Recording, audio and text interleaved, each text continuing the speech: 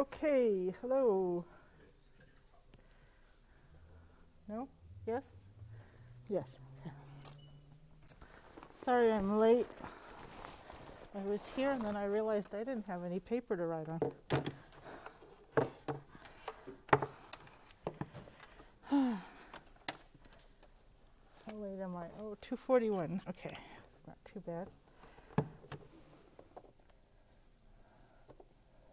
All right.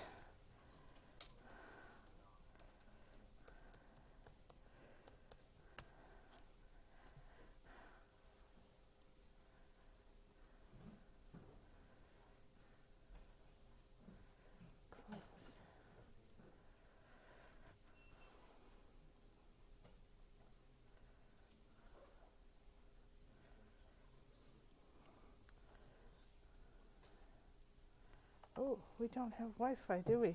Nope. No, we do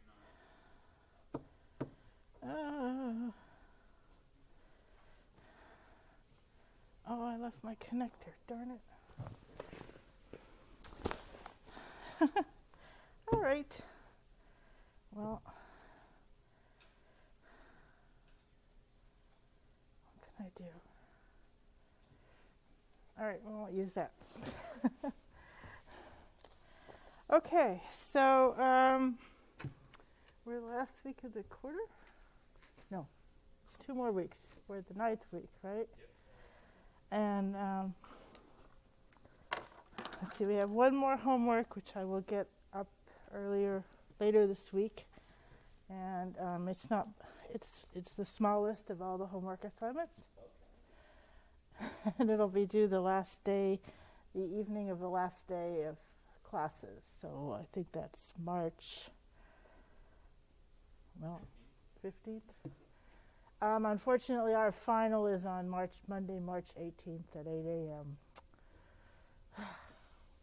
Okay. Any questions before we start in? Yes? The end of this week. You have at least a week to do it. It's fairly small. I need to talk about CMOS first anyway before you can attempt it. So let's talk about CMOS because I guess exactly 8 weeks ago we started talking about logic design, and we just pulled 3 gates from thin air and said, here's a NOT gate, and an AND gate, and an OR gate. And since then, we've been connecting them up to do different things. But now we're going to look underneath the hood and see how do we build those things today. Might change. In a year from now, there might be a different technology that we use. But primarily today, we're still using CMOS transistors to build all of our circuitry. There's always somebody who raises their hand and say, what about quantum computing? And I will say, what about it? So quantum computing may one day be the thing, but as of now, it's not at the scale that we could do anything useful with it. Okay. All right. So for this discussion, we're going to need to know a tiny, tiny amount of physics. In particular, we need to know Ohm's law, which says that the change in voltage between 2 points in a network is proportional to resistance times current. Okay, so I don't know, physics is not a requirement for this class, but I'm hoping most of you have actually had some physics already, or in high school you learned about the concepts of force. I've taken 5 Okay. All right, so you're even further ahead than this. Okay, but basically, voltage is the amount of force or pressure that you can apply to force electrons to move one way or the other, if you think of it that way. So if you have a high voltage and you provide a path for electrons to go between the two points that have different voltages, they will flow. The interesting thing is they will flow from the low voltage to the high voltage. So, but we think of current as going from the higher to the lower. So it's actually the holes that are moving in the direction of current, not the electrons. Okay. All right. So the idea here is basically you have 2 points in a circuit, and we have a resistance between the 2 points. The easiest way to think about this is a voltage is like your dam. You have a lot of water in it, or you have a big capacity storage tank. If you have a lot of water in it, and you have a little pipe coming out, that pipe might actually be blocked, in which case you have what's called infinite resistance. Nothing is going to flow. Or it could be the straw.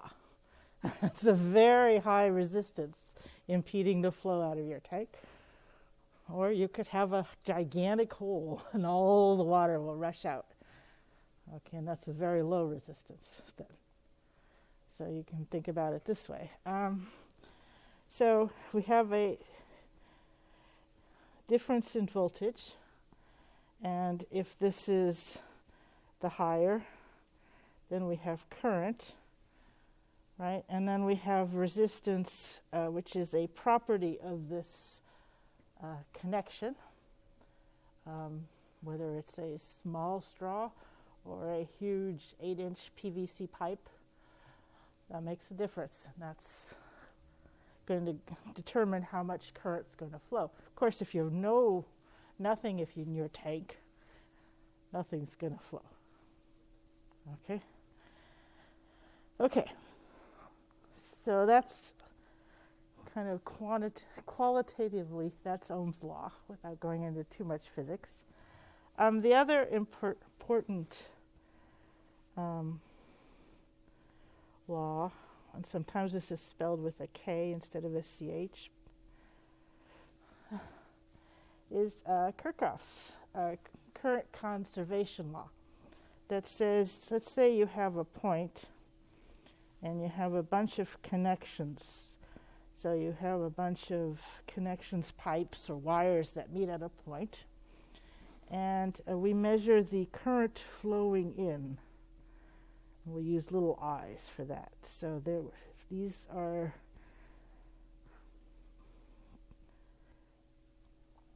the currents flowing into the point on each of these connections. Now, current has a direction. So the amount of current flowing this way is considered positive, but you could have current going the other way across this resistor, in which case we would call that negative. That would have a negative value. Okay, so Kirchhoff's law says if you sum all these, I1 plus I2 plus I3 plus I4 plus I5, you get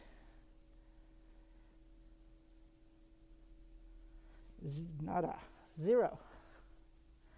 Right? So this is current doesn't disappear. Whatever goes into the point has to come out. All right, and that's Kirchhoff's current conservation law. Now, that means either all of these are zero, which is one possibility, or at least one of them's positive and one of them's negative. That's the only way for them to sum to zero, right? But basically, you don't lose current. The amount of current flowing in is the amount going out. There's no leaky pipes. Okay, makes sense. Okay, it's probably common sense, but anyway, that's current. Okay, so we build our logic gates using voltage and current as the stand-ins for ones and zeros.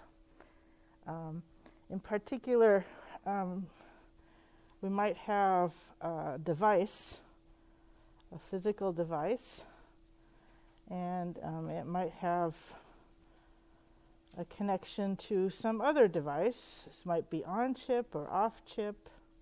So we'll call this device A and device B. And we want to communicate our logic values here. So what language do we use? Well, we use voltage generally. And sometimes we need a sufficient amount of current also to communicate that voltage.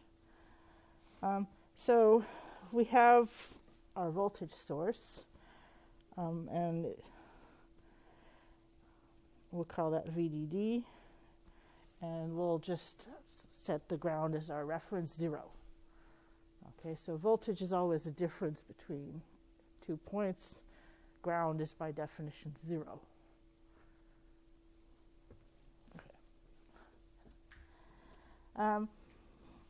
Okay, so we have to make sure that when device A, if it's sending us a logic value over to device B, that when it sends a 1, B will think of it as a 1, and when it sends a 0, B will think of it as a 0.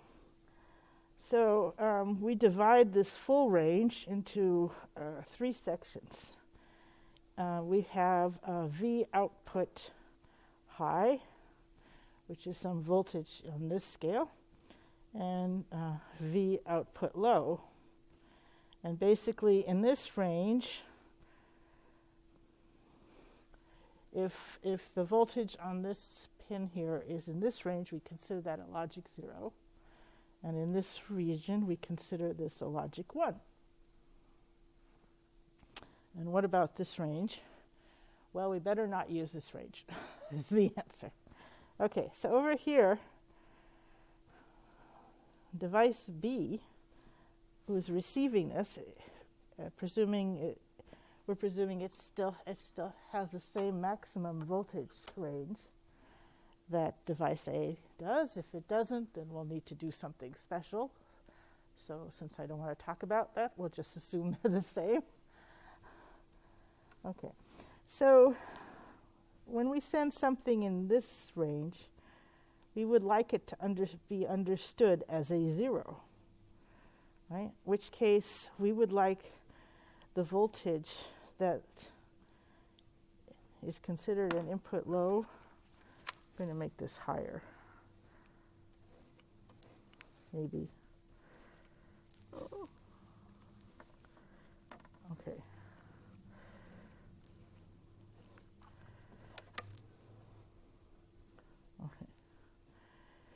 Okay, so basically the idea is whatever voltage you send out, the maximum voltage you send out when you're trying to send a 0 has to fall within the range that the input considers a 0. We don't want to send out a voltage that ends up being above this, because this device might not think of it as a 0. Likewise, when we send out a high, or a 1 here, we want this to be understood as a 1. Okay, and you'll notice that we left ourselves a margin. Right? An output high here maps within the output high region for the input, and the output low here maps within the region, and there's a little gap here. And there's a little gap here. And these are useful.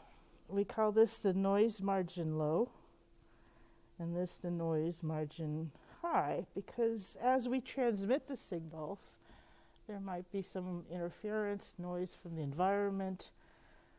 The wire itself might affect the voltage. It has some resistance too, though hopefully not too much. If we build superconductors, almost 0. But we're not there yet with those either. Okay, so this noise margin high is the difference between what's sent out as a high and what is considered as a high. And we would like that to be a positive value. We'd like a little bit of margin there. And the noise margin low is what is considered as low on the input side versus what is output as a low. Again, you know they're reversed here. The roles are reversed, right? Because we want these to map this one to be below, and we want this one to be above. Okay, and if somebody asks you, well, what is the noise margin? Well, it's the minimum of these two. And in most cases, you'll discover, gee, these are the same. And what's happening here is that in a particular logic family, the manufacturing, there's no real advantage having one of them be bigger than the other, so they tend to be balanced to try to maximize both of them. Okay, all right, so that's what we mean by noise margin. So this is the language that we use to communicate between two devices, 0 and 1, right?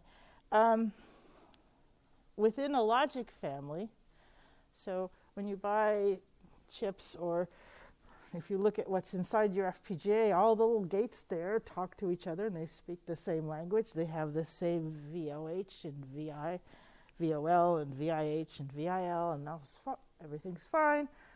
But if you go outside this and talk to a different chip, you may discover that, in fact, these don't mesh at all. And then you have to do something at all. Have any of you noticed, I'm sure you've noticed, Vivado complain about the I/O voltages of your pins?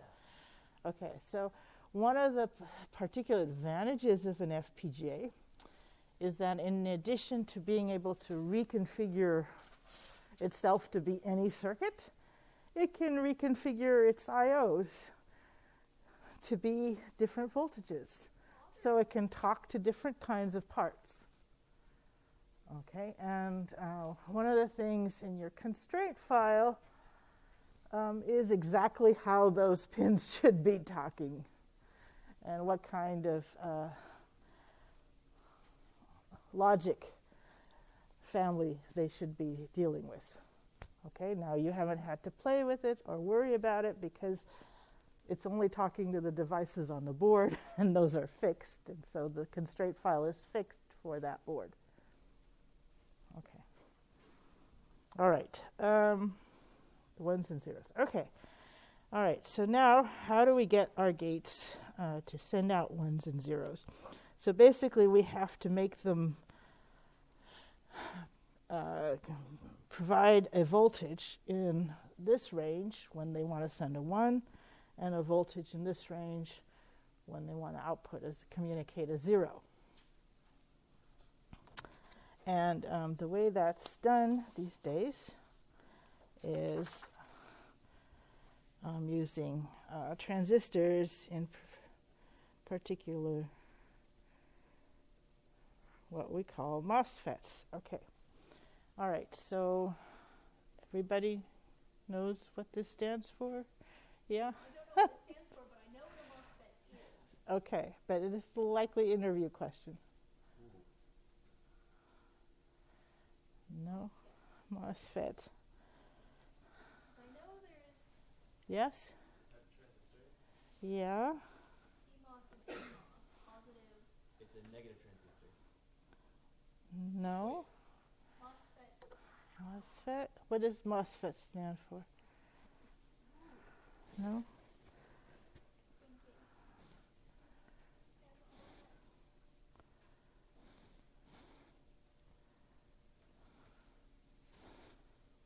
Metal oxide. Well, you forgot the S, but yes, you're getting you got it. Semiconductor.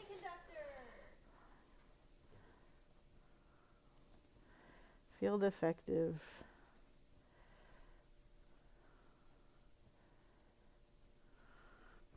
Okay, and these act as basically switches. And they let us connect a particular output pin to either high or low voltages, hence giving us a 1 or 0 output. And so there are two types of these.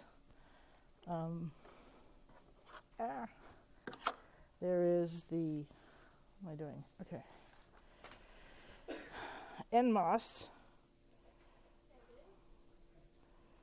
or negatively doped transistor. Okay, and this is the symbol for an NMOS transistor. Okay, so if you're drawing your circuit, just like you would draw a NOT gate or an AND gate, you would draw this symbol, and you can turn it sideways if you want. This is the gate input. Yes. Oh, very important. Thank you. Okay, so this is the gate, and here you apply a voltage, and depending on the voltage here, this is either conducting or not conducting. We will call one side the source and one side the drain, but really that's just, I could have labeled them the other way. It wouldn't matter. It's just that one side presumably is going to have higher voltage than the other, and so the current's going to flow from the source to the drain. Okay, so how does this work? Well, when VG is a, quote, high voltage, and that probably means that we've connected it to something we consider to be logic 1. So when we have a 1, so to speak, on the gate, then this represents a closed switch. We are allowing current, to flow through the transistor. And so the voltages will equalize. So we're applying, voltage can go through. Now, when VG is low, or what we consider to be a 0 logic value, then this is an open switch, meaning that there's little or no connection between the two sides, between the source and drain. Almost nothing is flowing. Now, it isn't a perfect switch. Okay, it's not going to completely cut it off, but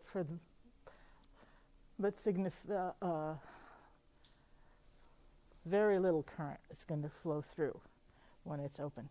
The other thing to note is that this isn't a perfect connection when it's closed either. It's not like a wire. What it does is it will allow current to flow through, 0 to flow through. So what happens is when this is a logic 1, the electrons are actually pulled up and they can flow, and so you get current flow. But when this is,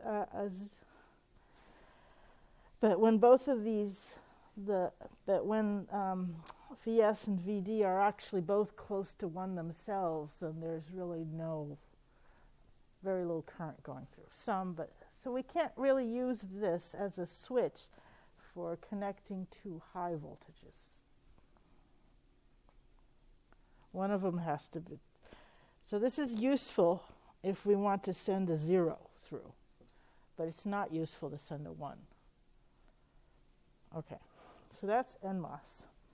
And so how do we build, let's see, what's our first gate that we wanted to build? Probably NAND, because we can make the other ones with it. Well, what's the simplest one we introduced? What's the NOT? Okay. So how do we make a NOT gate? Well, basically we have a X here, and we want X bar here. Right, so we're going to have a voltage here that represents X, And then we want to get a voltage that's going to represent X bar. Okay. Well, so it turns out that this is fairly simple to do. We take one NMOS transistor. We connect the voltage that represent X to an NMOS transistor. And there's our output. So when this is 1, when Vx is 1, okay, we can make a little table.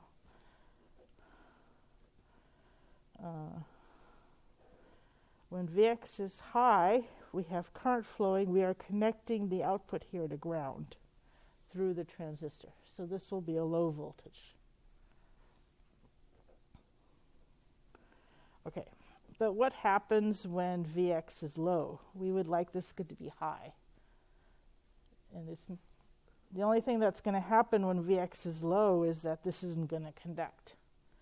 And for the most part, this is just going to be floating. So we need to do something else. And what we do is connect this to a power supply.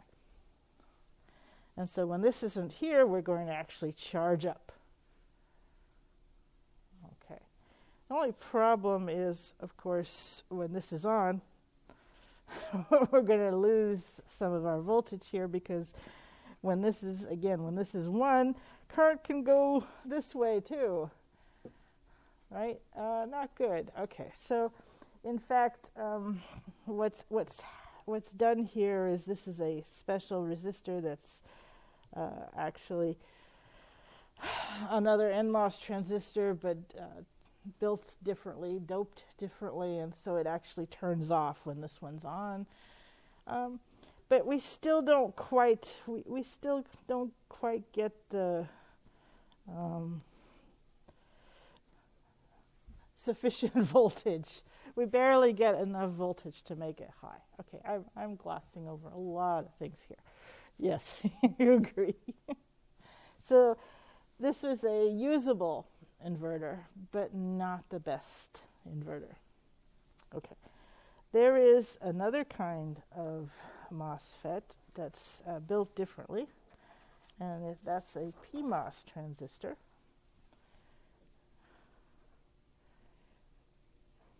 And the symbol for this one looks a lot like NMOS, with the very important exception that there's a little bubble here on the gate. And these aren't the bubbles that we had in your logic circuits that you could move around. You can't move these around. They're part of the gate. Right? This bubble here means that this is a PMOS gate. And this behaves differently from the previous gate in that this is when VG is low, then we have a kind of skewed closed switch. And when VG is high, the voltage at the gate is high, then we have the open switch. So it's the opposite of an NMOS transistor. This one conducts when the gate voltage is low, which is why we put the bubble here. Right? This transistor is on. It's connecting both sides when there's a 0 on the gate. And of course we have the same idea here. This one conducts high voltage as well. So this one is useful for pulling up, for making the output high. Okay, and notice we had a problem here. We had trouble getting the output to be high using just this NMOS. Okay, we will have trouble with this one getting the output sufficiently low when we want it to be low. So it's kind of complementary. Okay. For the longest time, not that long, maybe 5 years, chips had to be built out of just one kind of transistor, either all NMOS or all PMOS. It was not possible to have both kinds on the same chip. There was a problem called latch up, but it was solved. And when it was solved, CMOS became king of the chips. And still today, we build things out of CMOS. 20 years ago, we got a new dean here, and he said, oh, nanotechnology is the future. There'll be all sorts of different types of technologies that will go down to nanoscale. CMOS is dead. Okay. Instead, CMOS has gotten smaller and smaller, and today CMOS is nanotechnology. So I'm expecting that in 20 years, they'll still be teaching students about CMOS. And we will still be designing chips with CMOS. Maybe I'm wrong. But so far, it's still CMOS. Okay. What does the C stand for? So what do you think the C stands for? Combinational? I said it already. I said the word. What? Complementary. Yes, complementary. CMOS just means both PMOS and NMOS are the same. Well, it means that you don't have any, it doesn't matter whether you're trying to drive it low or high, you're going to be able to do both sides just as well. You don't have a bias towards the 0 or 1 that you have in PMOS or NMOS. And CMOS has the property that you can really make that output really low or really high. Almost your actual ground and power supply if you want. Okay, whereas if you were only using NMOS, you'd have to work at getting that voltage all the way up to VDD or as close as possible. And one of the problems is if your output is not high, then when you feed it to the next gate, that's going to affect how the next gate operates, and its output will be even lower than what you wanted.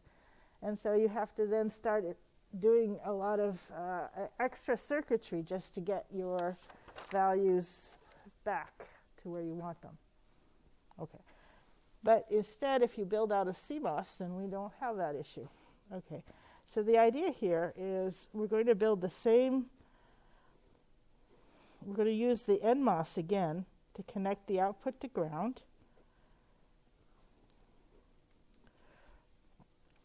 But when we want the output high, so this is going to be we're going to use a PMOS transistor.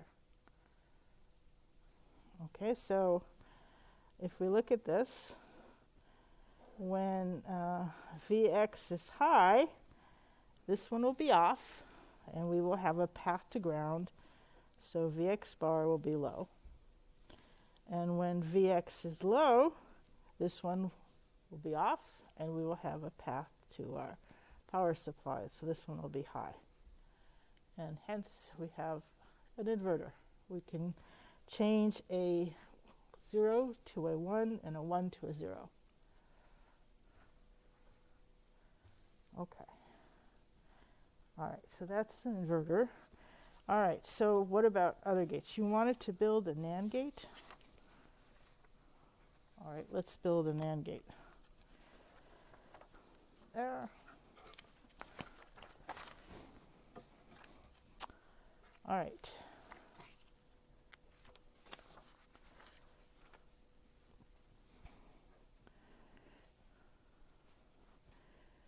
So we have now 2 inputs, and we'll call the output F, right? And you remember the truth table for this gate.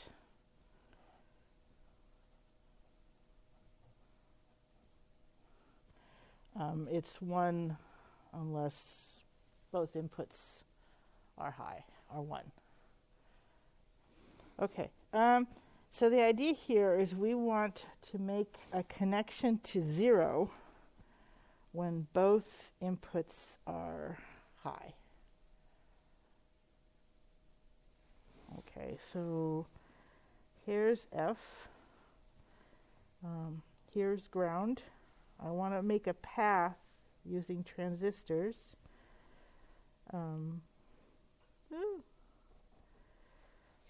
But I only want it to conduct if both X and Y are 1.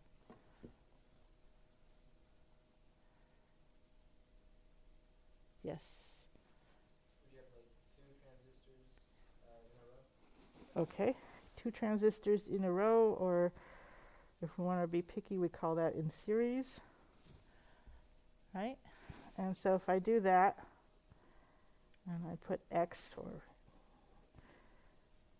on these 2 NMOS transistors, right? I'm only going to have a path to ground if both of these are 1s. If either one of these are 0s, then I don't have a path, or I have a really, really, really weak path. Okay? All right, but if one of these is 0, I also want to pull up the output.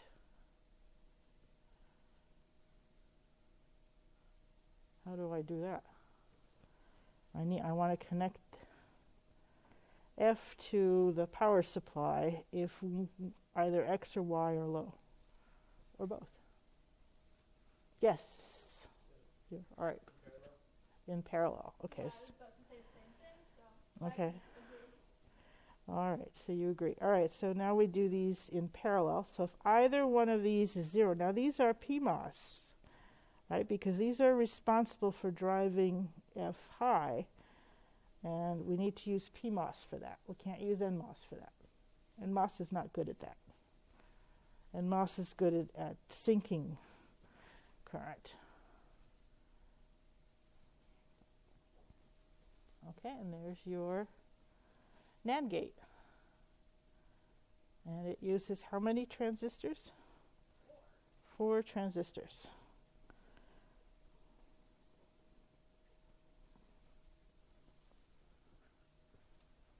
Okay, I guess we should do the NOR.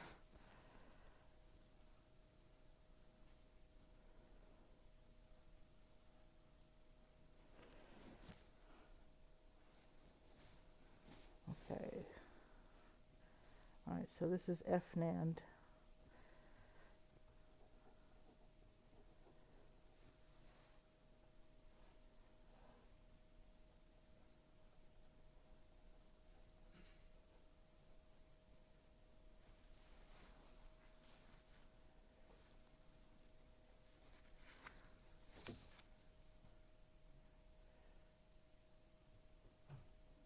Yes?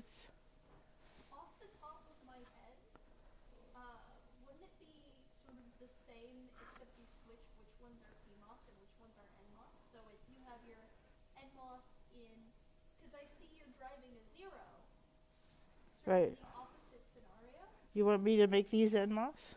So those would be NMOS. You The sure? others would be PMOS, and you would switch where the voltage Oh. and the ground would be. Okay, okay. All right. More accurately, you would be changing the bottom half to be in parallel and the top half to be in series. Okay, so that's exactly what I want to do. I want basically to ground the output F NOR when either X or Y are 1, right? Because this is the function I want for NOR, right? You remember these? These are called what? Truth tables. It's been a while. I didn't even draw a truth table. I drew a K-map. Okay, that works. They're more fun. Okay, so there's your 2 NMOS in parallel. If either X or Y is 1, you've got a connection from the output to ground. And what about the power supply? Well, I think you said it already. We want this one in series. So this one is only conducting when both X and Y are 0. Right? These are on when X and Y are 0. Okay, and that's this top case. And in both these cases, these 2 are off. It's very important that you don't have your pull up and pull down simultaneously on. because not only will that affect your output, you have a path from power to ground. And that's like you just punched a hole in your water tank, which not only will drain the water tank, but might cause a flood. Okay, in electronics, not only will it discharge your battery, but you might actually create a lot of heat and actually cause something to burn, heat up, and destroy actual electronics. Yeah. If that's the case, how do you make sure that they're all synchronized? Well, these are the same values, right?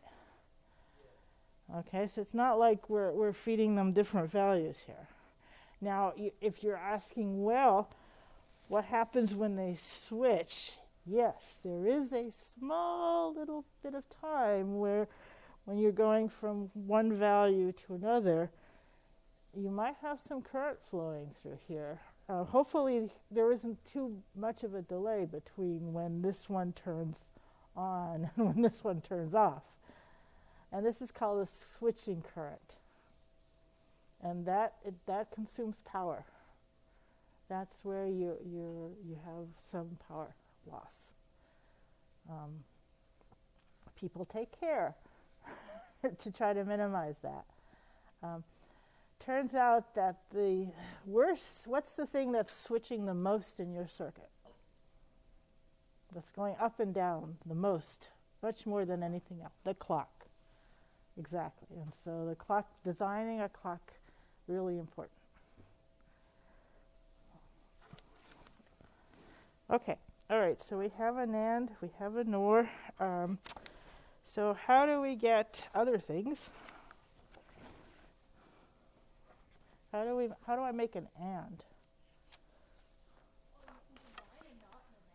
Okay, so usually I get somebody that says, okay, just switch these two.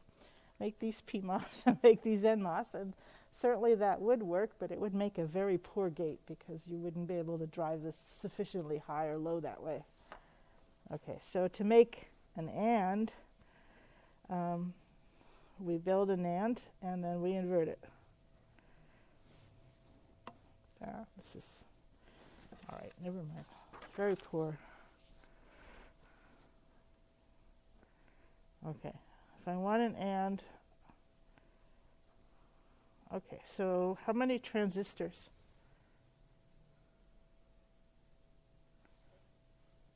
6, okay.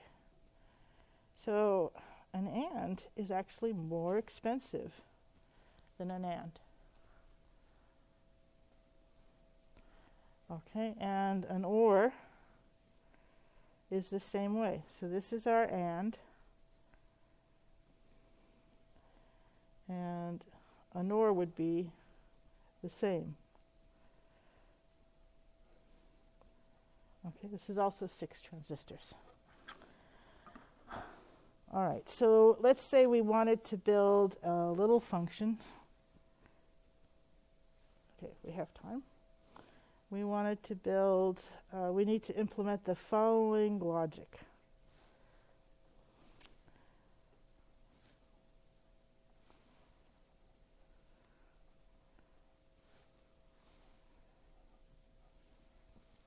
Okay, so this is my Boolean expression. I want to build it just like this. I could distribute this, but actually that would make it even worse, right, in terms of number of literals. I can't simplify this, right? Each variable appears once, so I'm not going to get any reduction here in the number of literals or anything.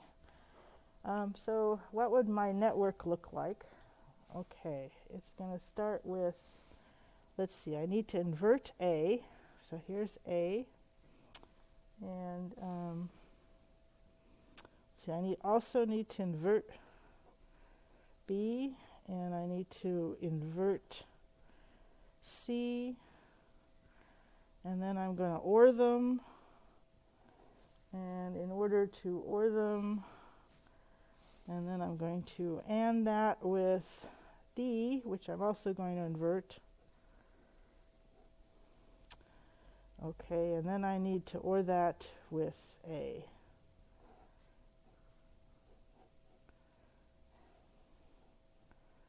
Okay, and then there's my F. Right, A bar ORed with D bar, ANDed with B bar or C bar. Okay, so how many transistors do I have? Let's see. What? 26? Oh, yes, you did. Okay, let's 26 total. So this is 8 and 6. We're up to 14. Another 6, 20, 26 transistors. Okay, so if you are in the business of selling transistors, you're happy. But if you're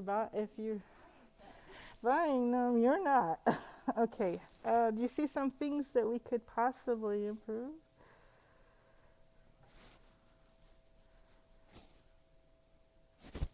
Yes.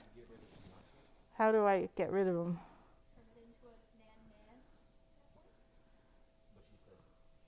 nan-nan. Okay, so I can push some of these through, right? Like for example here, I could do something like if I move these two transistors through this OR gate, I get a NAND gate, right? It's De Morgan's law. Okay. I still have one here. Okay, so I still have this AND gate. Almost like you could turn that into a NOR gate. I could do this, right? And I have that one, right?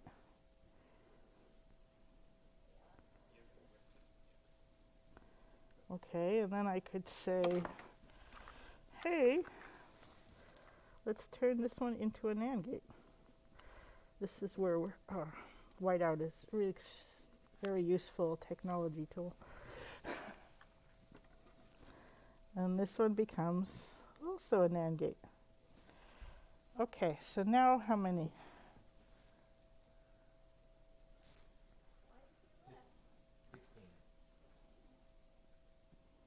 You sure? No. 14 transistors. Okay, so almost by half, not quite, but almost. Okay, and so a lot of this can be done by your logic tools. They will propagate inversions and figure out what the best way to organize this. And remember when we said we didn't count inverters? This is why. In particular, it was really nice that these came in complemented, and you'll see why in a second. Do you think we could do better? The math? Than this? Well, you're asking. So it must be. Probably yes. Okay. All right. So instead of breaking this down into ANDs and ORs or NANDs and NORs, we can actually build directly a switching network for this Boolean function. Okay. And this is where we are building a complex CMOS gate. Instead of just doing our simple gates, we will do other Boolean functions. Okay. So in general, when you're building a CMOS gate, it's going to look like this. It's going to have two sections. It's going to have a pull-up network. And this is made from PMOS. So you're going to construct this out of only PMOS transistors. And then you're going to have a pull-down network made of NMOS. And the idea is, here's your output that you want for your gate. And your inputs are going to go into both the PMOS and the NMOS network and turn on or turn off various transistors in both.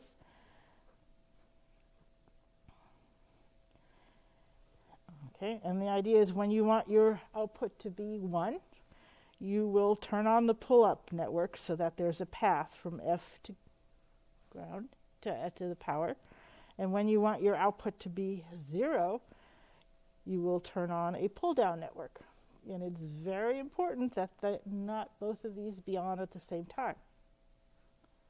It's also important that one of them be on, because if neither of these are on, then the output isn't being driven low or high. Now that might be okay, and we'll see certain situations that will take advantage of that.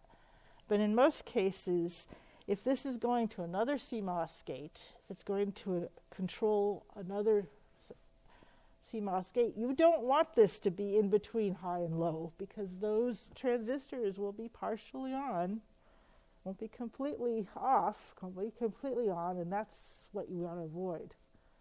If I were to feed this to an inverter, it wouldn't be a good idea. Okay. All right, so how do we do this? How do we do this for our function? Okay, so our function was f of a, b, c, d is a bar plus b bar plus c bar, d bar.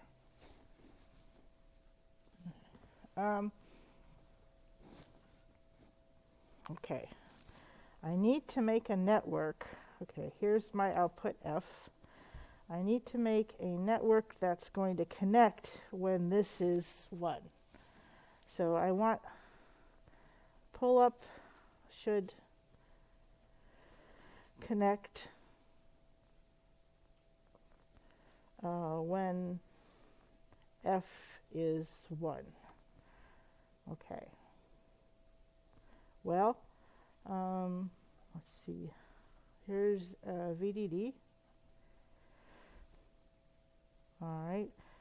So this will be 1 when A is 0, right? So all I need to do is put one PMOS transistor, connect it to A. Okay. When A is 0, I have a connection. Okay, but that's not the only way for F to be 1. F could be 1 if this part's 1. Okay, what do I need for this part to be 1? Well, I need either B or C to be 0.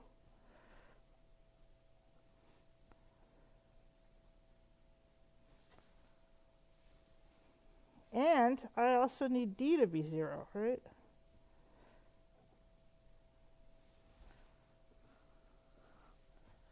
So we can directly connect from this expression. Basically, I want to use the complement of the literal here. So if this is A bar, I could just put A on the PMOS gate because they'll still conduct when A is 0. Right? This will make a connection or be on when A is 0. And then we have an OR.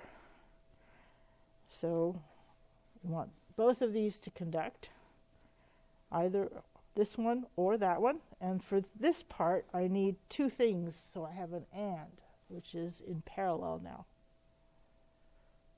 Right? This will make a connection only if both this part and this part are connected or on. Okay? Does that make sense? Yes? What would you do if, say, A didn't have a bar over it? Well, then I would have to pull out an inverter and make a bar. Gotcha. Right? If I don't have a bar, I'll need to make it myself. Hello? So inverted forms in the pull-up network. Normal forms Yes. in the pull-down network. So I was very nice here in that I came up with I was nice to myself in that I wrote out an expression where all of the literals were complemented. If that's not the case, then you will have to complement them yourself. After this one, can we do an example where that I suppose, but we're not done with this one, are we? That's fair. In fact, we did the easy part. Oh, okay. So our pull-up network should connect when F is 1. And now we need ground, right? So we need to make a connection to ground when the pull-up, when we want, we need a pull-down network to connect F to ground when we want F to be 0. Okay. When is F near? Okay. So our pull-down function, this is the function that says when the pull-down network should connect, is actually going to be the complement of the original function. So what we will do is we'll take this guy, our original function. I sure wonder why you've been consistently testing us on complementing entire Boolean expressions. I wonder. There was a plan. Okay. All right. And so now I have to take the complement of this thing. Okay. So we have a bar, and then this becomes an and, right? B bar plus C bar dot D bar bar. This becomes A, and now we have B bar plus C bar bar, and this becomes plus D bar bar. And then this becomes A. Okay, this one I'm just going to assume that you agree that this is going to become BC plus D. Okay? All right, so this is when I want to make a connection. When A is 1. Oh, okay. Now, it doesn't really matter where I start. All right, we'll start with A. All right, so I need A to be 1. So we're going to go through one NMOS transistor controlled by A. So it's only going to be 1 if A is 1. And then I have an OR here, so I'm going to have 2 branches. One branch requires D to be 1. So that's easy. We just have one NMOS transistor. So, and the other branch requires both B and C to be 1. So now we're going to have 2 in series.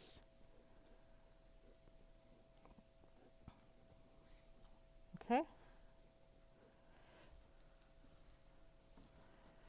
All right.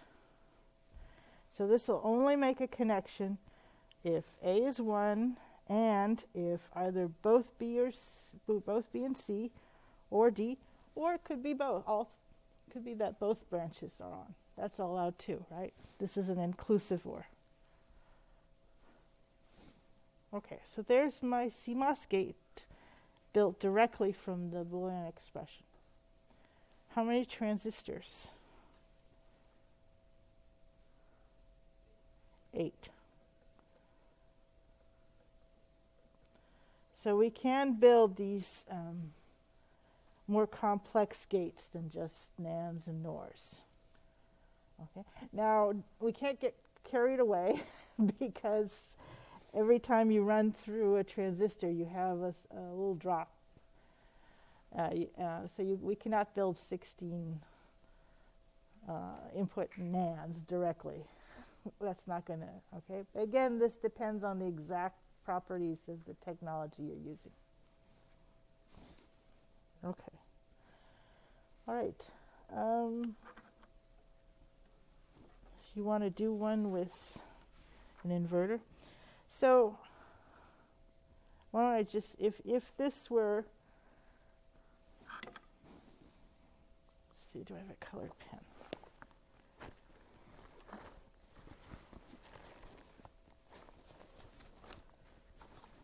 I do, okay. All right, so let's say this was not A bar. Okay. Then what I would need to do is make this A bar and make this A bar. Okay, if I have, but then the question is, where did that A bar come from? Okay, so if forced to do that, then what I would, if I was told you only have A, B, and C as your inputs, then I would need to actually make a bar. So I would pull out an NMOS transistor and a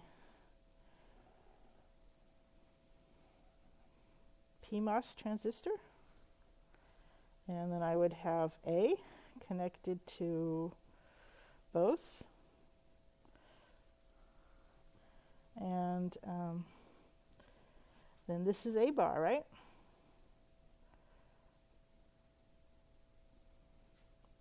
Okay, go up there.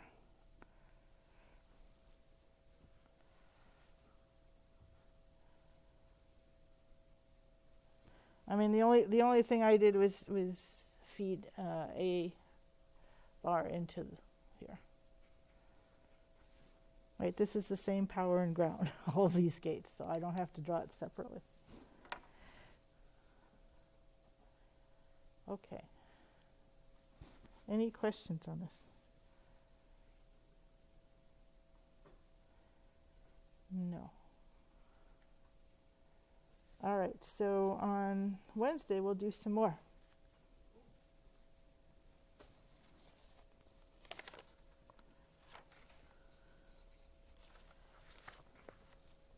And talk about transmission gates and when it might actually be useful to have both the pull up and pull down not connect.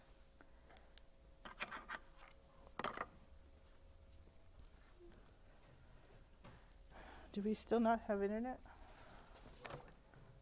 Oh, the internet Oh, today it's